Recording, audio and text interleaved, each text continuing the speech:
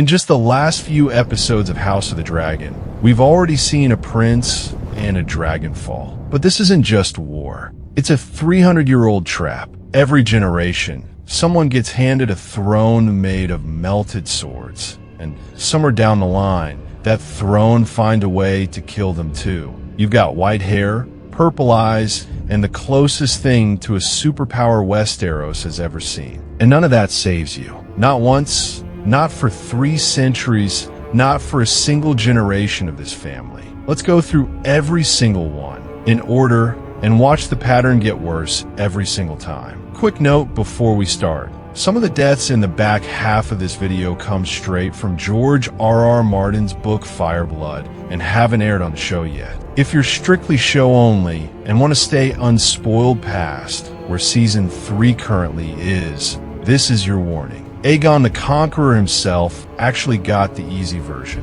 He united Westeros with 3 dragons, Balerion, Vhagar, and Myndrex, and an army nobody could stop, ruled for over 3 decades, and died quietly in his own bed of old age. His sister wife Visenya's death is murkier. The histories record it simply as old age, with no clear cause written down, which historians have debated for centuries without ever settling. Their other sister wife, Rhaenys, wasn't so lucky. She died at Hellholt during the First Dornish War, riding Myndrex straight into a scorpion bolt through the eye, becoming the first Targaryen to learn that dragons don't make you invincible, just a bigger target. Still, for a founding generation, that's practically a fairy tale ending in this bloodline. 2 out of 3 make it to old age. It's the best ratio this family will ever see again, and it only goes downhill from here. His son, Maegor the Cruel, is where the real pattern starts. Maegor built the Iron Throne into the nightmare it's meant to be. Thousands of swords surrender by his father's defeated enemies, melted and twisted together into a seat that's supposed to cut anyone unworthy of sitting in it. And according to the histories, that's exactly how he died. Found alone on the throne itself, blades driven through his body. And to this day, no one has ever confirmed whether it was murder, a coup, or the chair simply deciding he didn't belong there anymore. Either way, the message was set in stone for every Targaryen who followed. This chair does not forgive you for wanting it too badly, and that's one of the nicer ones. Fast forward a century, and the family tears itself apart from the inside. The exact war House of the Dragon is airing right now. This is where the deaths stop being isolated tragedies and start becoming a system, a machine that doesn't stop once it starts. Lucerys Velaryon, barely a teenager, dies first. Sent out on a diplomatic mission during a storm, he's chased down by his own half-brother Aemond, riding Vhagar, the single biggest dragon still alive in Westeros. It isn't even meant to be a killing. Aemond only wants to frighten him, but Vhagar reacts the way any predator reacts to prey running scared, and Lucerys and his young dragon Aerys are torn apart in the clouds before either brother can call it off. That single, almost accidental death is the moment this war stops being political and starts being personal, a debt every single person in this family will spend the rest of their lives trying to collect, whether they mean to or not. Jacaerys Velaryon dies next, and this is the death that just aired on screens as this war reaches its peak. Killed at the Battle of the Gullet alongside his dragon Vermax. Shot down by enemy scorpions built specifically to bring dragons out of the sky. In a battle his own mother wasn't even allowed to attend, because her son ordered the guards to lock her in her chambers to protect her one last time. He dies trying to win a war for a mother who finds out about it hours later, after everyone else in the castle already knows and no one has the nerve to tell her first. Losing 2 sons in 2 different fights doesn't slow this family down, though. It accelerates them. Rhaenyra takes the Iron Throne days after burying Jace, executes the men who plotted against her with her own trembling hands, and immediately finds out that the chair doesn't care one bit what it cost her to get there. Grief becomes a schedule she doesn't have time to keep. two of Rhaenyra's sons, gone within months of each other. And the war doesn't even pause to let that sink in. It just moves to the next name on the list. You'd think that's the worst this war gets. It isn't. Aemond Targaryen goes next, in a duel that becomes the stuff of legend on both sides of the war. Furious after Rhaenyra's forces retake the capital, he flies Rhaegar out over the riverlands and burns everything in his path until his uncle Daemon decides he's had enough and rides out to Harrenhal to end it himself. The two of them meet above the gods' eye, the great lake beside the castle, and their dragons lock together midair. Caraxes sinking his teeth into Rhaegar's back, Rhaegar tearing a wing clean off him in return. As the two dragons grapple and fall, Daemon does something almost nobody expects. He leaps from Caraxes' back onto Rhaegar's mid-flight and drives his ancestral sword-dark sister straight through Aemond's one remaining eye. Both dragons crash into the lake below. Aemond's body is found still strapped to Rhaegar's saddle. Daemon's is never found at all. No body, no proof, nothing but a legend that starts almost immediately that he somehow survived the fall. Nobody ever confirms it either way. That's the kind of family this is. Even the deaths come with an asterisk. Helaena Targaryen, gentle, half-mad Helaena, who spent the entire war watching the people she loved get slaughtered one by one in front of her, powerless to stop any of it, throws herself from a tower window rather than live through what comes next. Her own son, a small boy who'd done nothing wrong, was already murdered in his bed earlier in the war by an assassin who'd been sent for a different child entirely and simply picked the wrong bed in the dark. She never recovers from finding him. By the end, the window isn't a tragedy to her. It's a mercy she gives herself. Small mercy, if you can call it that. Helaena is at least the last Targaryen in this war who dies by her own choice instead of someone else's hand. Everyone left is about to find out the difference. And then Rhaenyra herself, the woman who started this entire war and fought harder than anyone alive to see it through. She finally loses. Captured by her own half-brother Aegon II after her armies collapse and her allies scatter, she's fed alive to his dragon Sunfire, in the exact throne room she bled for, in front of the same court that once knelt to her as their rightful queen.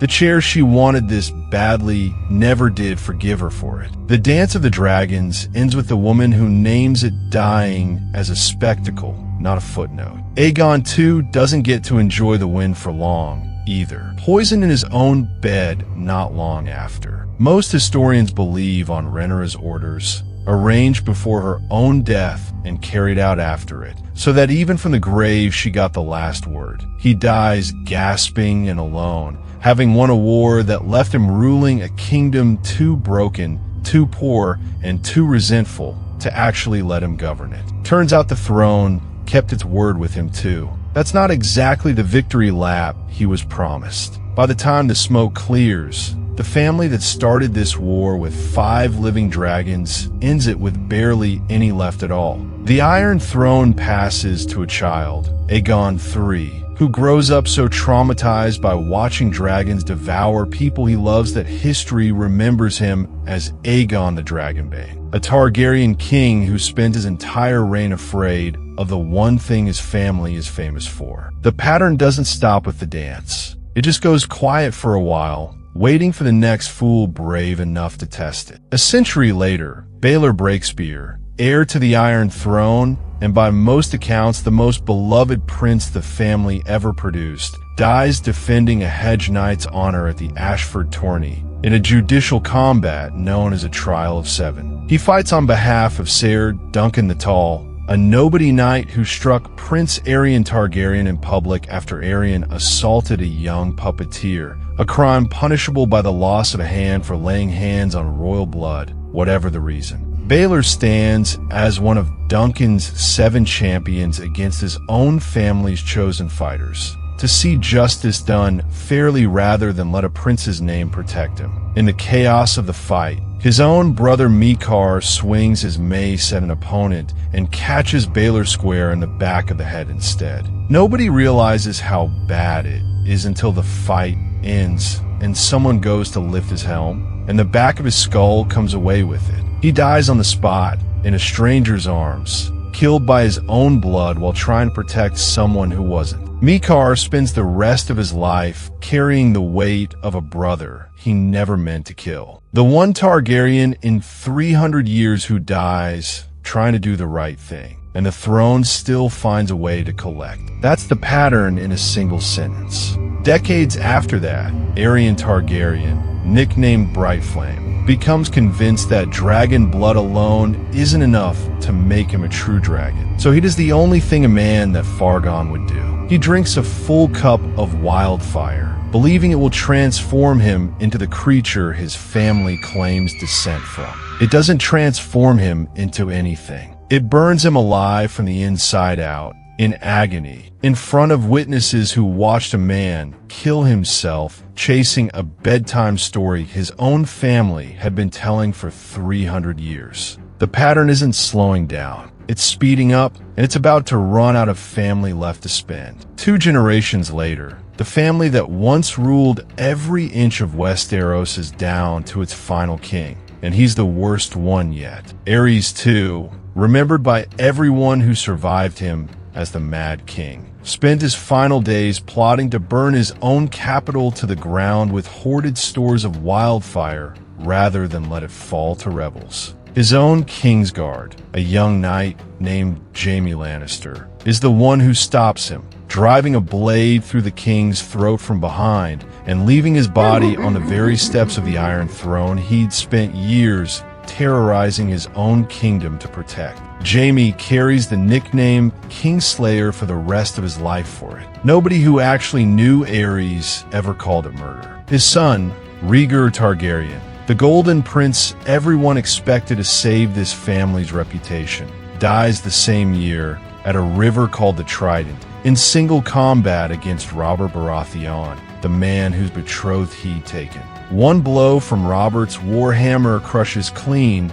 through his breastplate. The rebellion that ends House Targaryen's 300-year reign is decided in that single swing, and the prince who was supposed to be the exception to every Targaryen tragedy before him becomes just one more name on the list. You'd think losing the throne might finally break the pattern. It doesn't. It just moves with them. What's left of the family scatters into exile across the narrow sea, selling what remains of their name for shelter and favors. Viserys Targaryen, Rhaegar's younger brother, spends years talking about waking the dragon without ever earning the right to. Desperate and out of patience, he sells his own sister into marriage with a Dothraki warlord for an army he was promised, then makes the mistake of demanding that army before it's ready. Khal Drogo gives him exactly what he asked for, a crown, poured molten straight from a cooking pot onto his head, gold running down his face while his sister watches through tears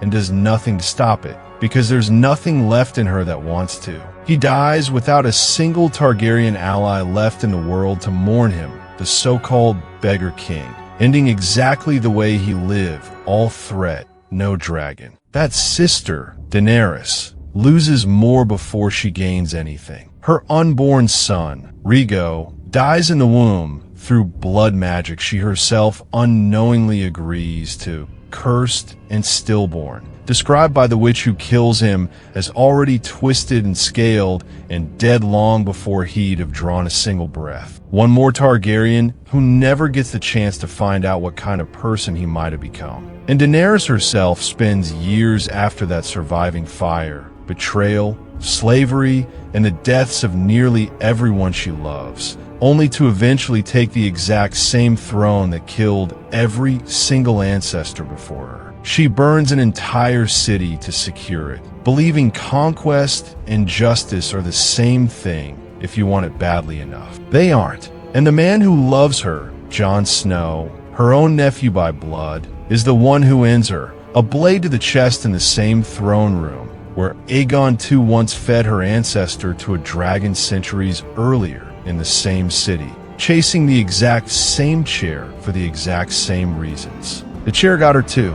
It always does. The Iron Throne melts down not long after, in dragon fire from her own last surviving dragon. Not symbolically, literally, as if the realm itself finally agreed that nothing built from this family's ambition deserved to outlive the last person who wanted it. So look at that list again, start to finish. A murdered king found alone on his own throne. A boy killed by his own half-brother, almost by accident. A duel so violent neither man's death is even fully confirmed. A mother who watched her children die one by one until she chose a window over another single day of it. A queen fed to a dragon in front of her own court. A prince who died defending a stranger's honor, killed by his own brother's hand. A man who burned himself alive, chasing a myth about his own blood. A mad king killed by his own sworn protector. A golden prince crushed by a hammer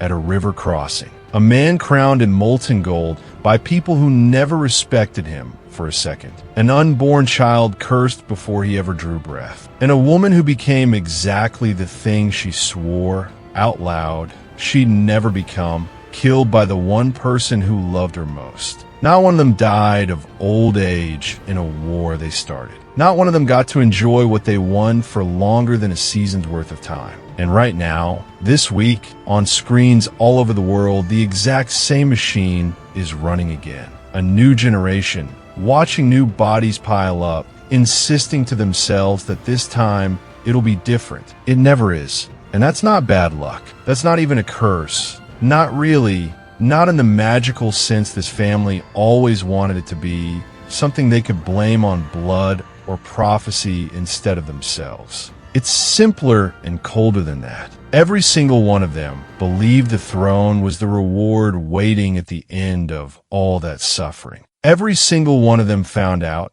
usually in their last few minutes alive, that it was actually the trap the whole time. Maybe that's the real curse of dragon blood. Not fire, not madness. Just a family that keeps mistaking the exact thing that's killing them for the one thing that will finally make them safe. So here's the question worth sitting with. If that crown was offered to you tomorrow, dragons included, knowing everything you just watched happen to every single person who's ever worn it, would you actually turn it down? Or would you tell yourself, quietly, that you'd be the one who's different? Out of everyone on this list, which death do you think was the most avoidable? The one where if just one person had made a different call, they might have lived? Tell me who and why in the comments. And we'll see you in the next one.